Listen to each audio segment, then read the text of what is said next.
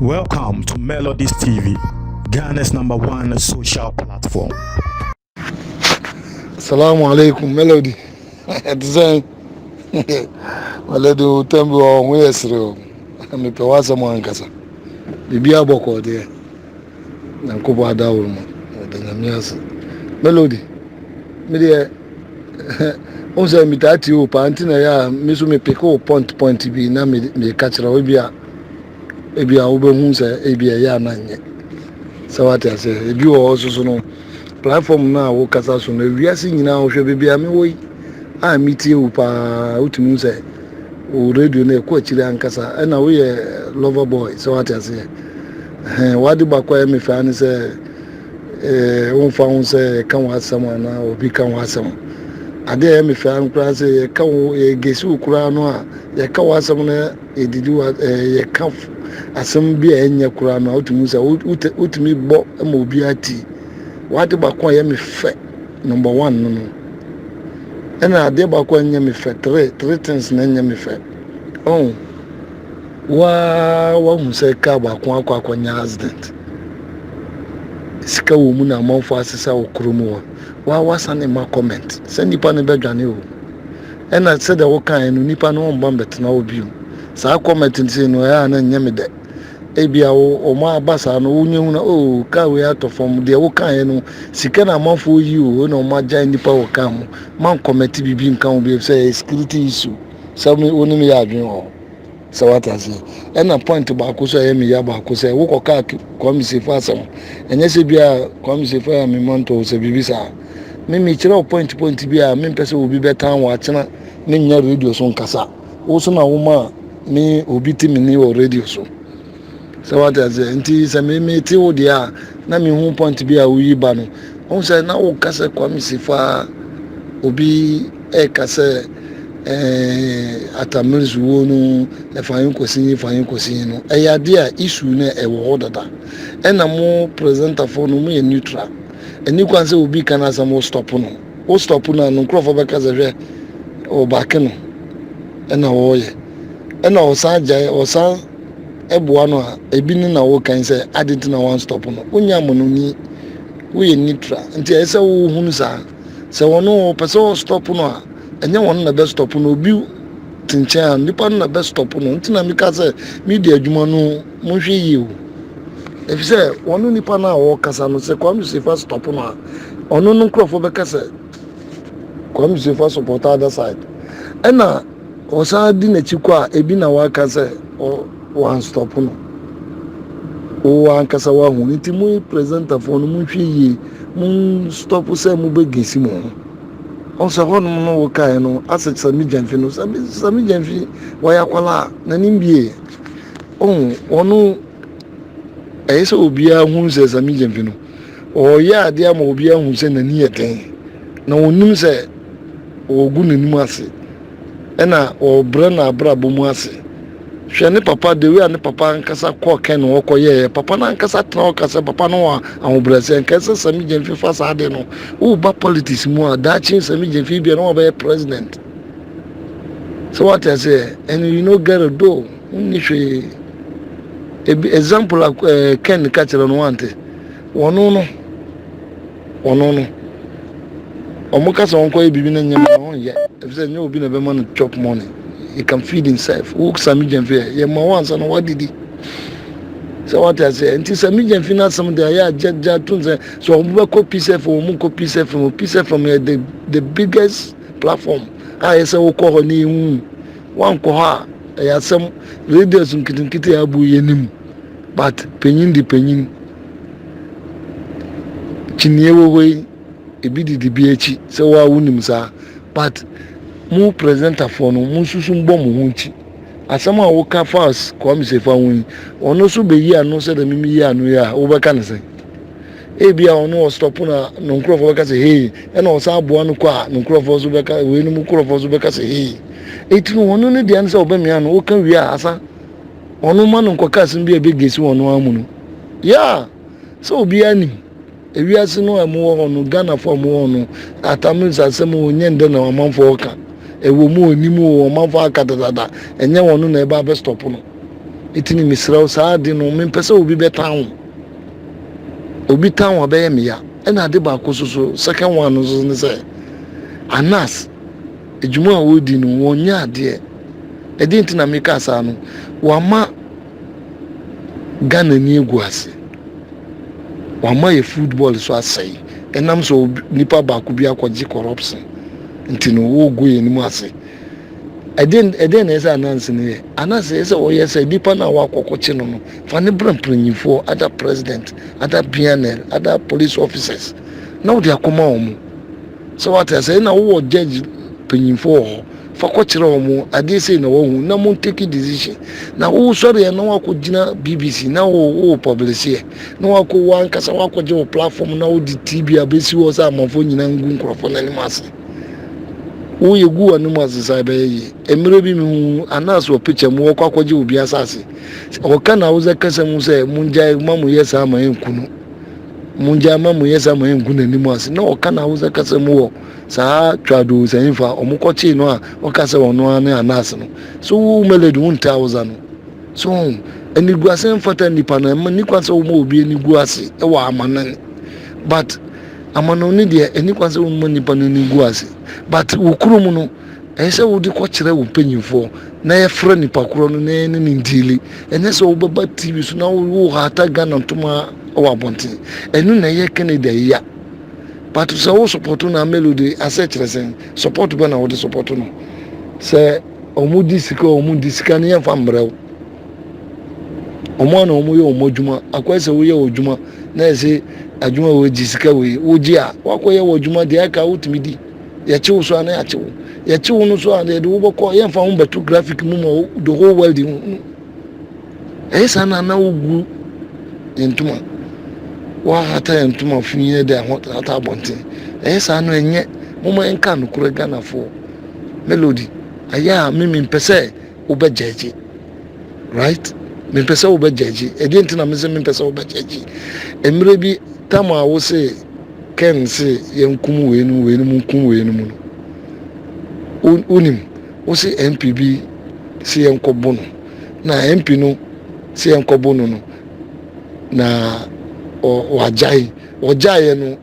topic be na ese woka man ka se na dwuma onu so no bu na afu that day and also if say da Ken ka asem no Ken all right if say Ken MP ma mean MP na wo no mu bu na nkasa ndisi for bu no mu pese mu din sika twetwa wo mu na ono so ba ka se enti sa na mu area sa na mba de a before no so sa na santofo be mu sa asem na o kan no kura o sa pa chew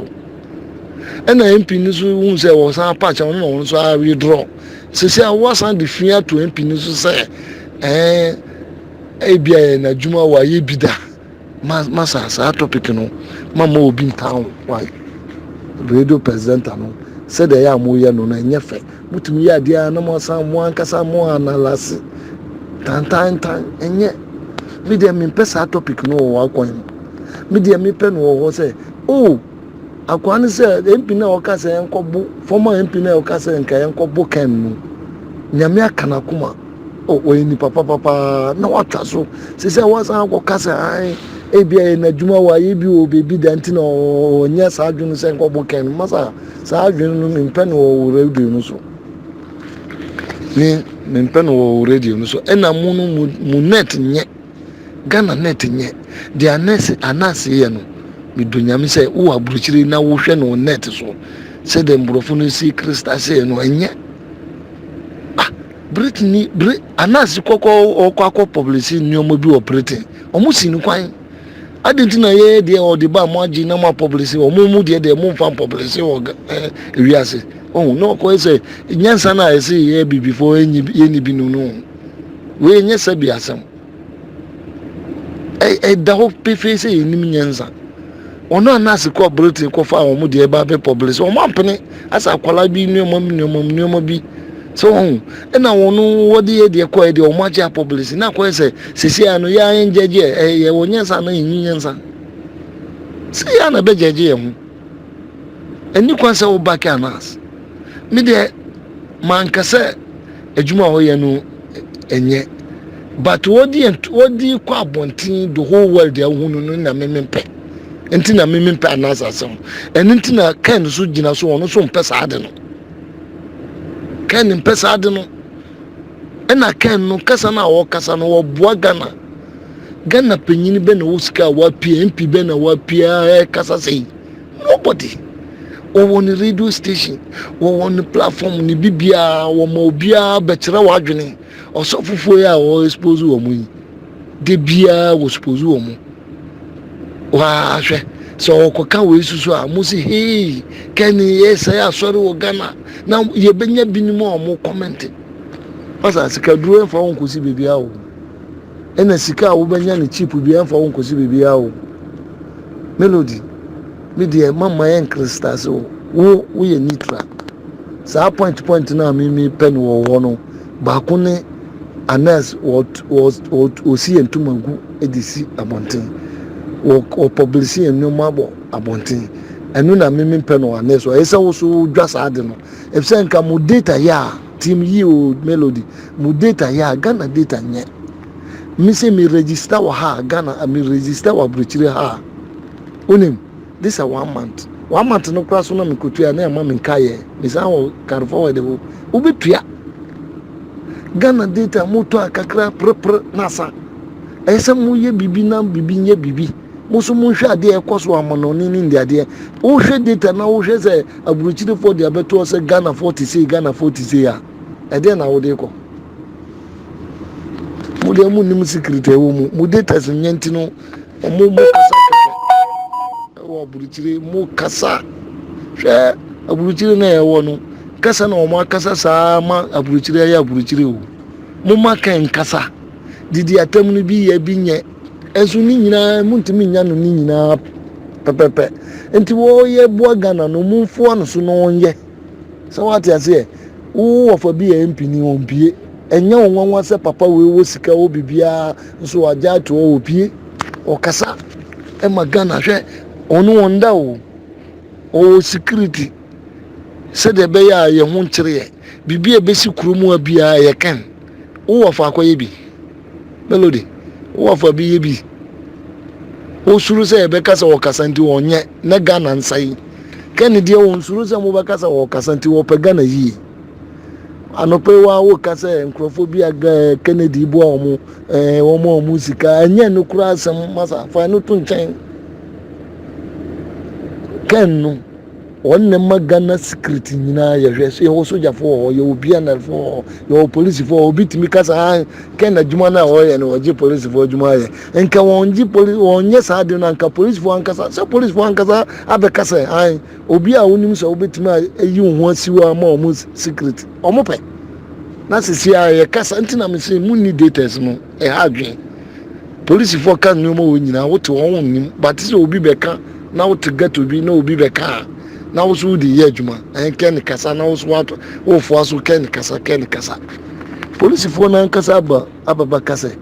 wo ditis bia mo fo so na mo boa Ghana nti ken na yi no wonsi wo boa Ghana mo so kasa security bi e be ba Ghana bia e ken sikadi bi e be koso bia ken na beche bibi e be koso wo Ghana bia ken wa yi no wonsi wo sei sika wo sika se na wa yi aboa Ghana se security nya adwuma so to na wo kasa yen kote obi so wa ya achiria unim asechire obi a no ho chire no ya achiria abeboa no na no ho ato no wo pe ko bisa obi a no ho chire no a wa ya achiria no ko so wa ya achiria na enche no boa me donya me se wo sisi na kwan mu achiria nsa nipa achiria bonipa ho ban wo abokan no ho ban a wo se wo pese ya chinetum una ho ba kire wo akoma de kwa wanya mfaso bia mfaso ni nyina ekokan no so what I say Melody media me point no aya fa ya adwuma man kristas nipa we neutral wa ka kwa mi se fa asem se enye so what I say MP ni asem a wo kan no enye wo de tem bia bibia be si bia photo board man ka se wanye ni yi ana wa ye ni yi wo nya una wo beka misra wa Melody mini miti o pa na mi pewasem de we awo kasa no mani je ho ɛna wo yɛdidi wa yɛkafo kora kyerɛ wo de ba ma obi ate ase sɛ deɛ wo kan yɛ wa wotumi sɛ deɛ wo yɛ no ɛnyɛ na wo so wagye atum enti na wo bɔ ma obi ate ɛna sisi ano wo deɛ wo bɛka ama obi afa wo tan no ma yɛnyɛ audio na fa nyɛ sika wo fi sɛ bi a wo bɛka we na to aso na minute na kɔ na wanya sika nyɛ saa yɛ a yɛyɛ audio ba no fa ne nyinaa to obi abetie wo bɛnya sika wo mu but ayɛ aman kristas nipa wankasa no gyina mfimfini obi yɛ na obi ka na asɛm kɔ aman kɔ bɔ yɔnko radio president sɛ wanyɛ adeɛ na wayɛ adeɛ nipa na bɛgyagye woyɛ radio station akyena wo nua bɛ woahwɛ akyena kɔmisifa no mu wobɛkɔ akɔpɛ adwuma wɔ hɔ saa tam no na wakristas no obiara nim adekyea asɛm ho ɛndɛ sei akyena sei bibi a wowɔ yɛ akyena bi a peace fmfo bɛnidi wo ɛnam sɛ wakasa asɛm wokɔto na wo ne ne nyɛ fine ɛnyɛ fɛ nti mi deɛ melody deɛ memɛka kyerɛ wo ano na ɛsɛ wotie me yie mempɛ sɛ nnipa bɛtan wo wo so manka obiara tan wo sɛm sɛ wate sɛ ɛsɛ woyɛ careful paa ɛna adeɛ a wɔ mu ni sɛ ndc foɔ no mopɛ sɛ moba aban mu a Sami Gyamfi Mugabe Kevin Taylor monyi wɔ mu firi mu akwan mu ɔmo nyɛ obi a ɛsɛ mode ɔmo to mo party mu sɛ wate sɛ ɛna monka kyerɛ apaw lɔya apaw no mepɛ sɛ wotie saa wodi wei no na asɛm na mepɛ n'asɛm baako bi a yɛ a wɔka no mene ne nya adwene a ɔpɛ sɛ wei bɛdi 8 years wei bɛdi 8 years saa wadwene na ma yɛka kyerɛ no first na jeje ba so na wonim sɛ jeje ɛyɛ ma wa woto ma no 2 times no nka Akufo-Addo sesi a wa hu amamu Akufo-Addo amamu ni jeje de na ɛtesɛn the whole Ghana president awa bakose mu a mimani abie me hu president bi a wa yɛ ade te sɛ Akufo-Addo nti na meka sɛ mu data nyɛ mu data yɛ anka mu be hu nneɛma ɛkɔso wɔ amamu a Akufo-Addo ibu me nya MPP ni me nya NDC ni me neutral me vote da but me manchiri mbanfo no mu ni mba no mu na hwɛ first na me to school fees pa o but sisi ade me ntua biem wodwene saa de no ahonte ase na saa stress ka no na wɔnye fa yakosi bridge mienu atua sika more than 4 bridge we wo kan san kan ni nyina kan pie na wɔka we kyerɛkyerɛ mu amoso wɔkasa adan Ghana for mum papa o mu yɛ mbaifo ana na mi sɛ kan kura me hwɛ Ghana for mum pa adepa sabio ehwɛ wa hwɛ nipa kosi bridge mienu ɛne bridge for bridge ɛnan sika yɛ pɛ nti saa de we kura mu de tumuturu mu kura no ham ebe mama adwun mu kura kam of sɛ mu nte ase yɛmfa no kura nto nkyɛn anas o si entuma fini de hata abonten on beka no fie on kan kire obi anu an sɛ obo nsa wa publish me ko yiwei ma chi we me ko gu nani mu ase na abonten nyina hu sɛ Ghana fo ye corrupt man fo nipa ba ko sɛ Ghana din enu na ha dwen no o ya dia ye no fie adena mu Ghana fo ya mu ndwene bibi hu sa asa bi wo bɛ sa nipa bɛ kasa sa na okotie papa no ye nana no nyina asema amike mu melody mu fatu amanfo eya futu oh can say mu dia mu hwe do ho Ghana woni timi pie kasa hwe endura kura metiye yesi nkrofo bi de ben analysis na untumi na first ken na second abronya na second third na Mugabe die no ni we no mu die no ye Mugabe die no wono wonya o ma analysis bia hwe saa abronya we won didi na tamo won didi watamo wono o kasem so wo yi fatba ken o de fatba asem ni ye ni hi na kontu deep na o didi na tamo no reply o untimi the same thing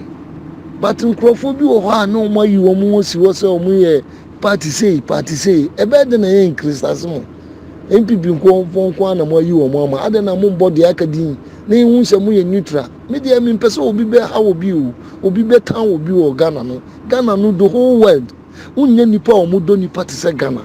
hwe kromo a ye wo ya buruchiri ha Uni broni ni call office wa yin fi wo broni wo bibini ni ye fa o se o ye bini but hwe broni ba Ghana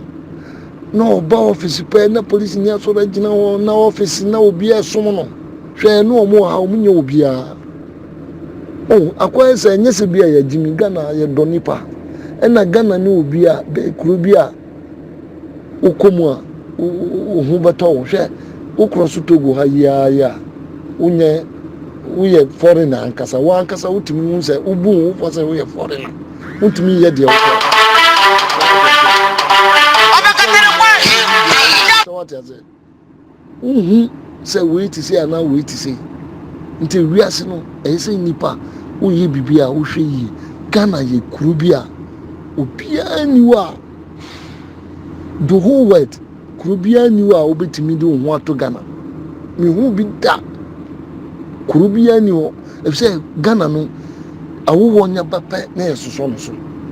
ye betere no guideline Ghana nyina but hwe ye aye tukwan mi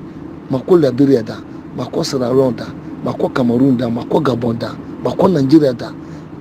Central Africa we ni nyina tamu na Kofi ana de ne cast na baba ye ko ekumo ko ye na drive de ko yi ni mo uko wa ye